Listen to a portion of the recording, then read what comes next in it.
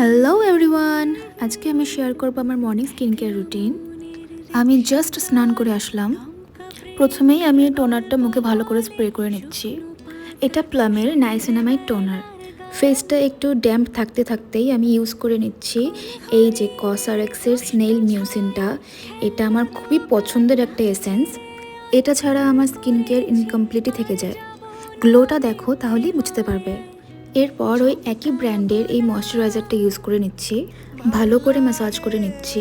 এই দুটো কম্বিনেশন এতটা ভালো, স্কিনটাকে এতটা গ্লোই করে, পুরো Korean glass skin type skin হয়ে যায়। আর দিনের বেলাতে কোনো মতেই সানস্ক্রিনটা স্কিপ করা যাবে না। বাড়িতে থাকো বা বাইরে যাও, সানস্ক্রিনটা কিন্তু মাস্ট। একটা টিন্টেড লিপ বাম লাগিয়ে সিঁদুরটা পরে নিলেই ব্যাস কমপ্লিট আমার মর্নিং স্কিন কেয়ার রুটিন। আবার দেখা হচ্ছে নেক্সট ভিডিওতে। Till then tata.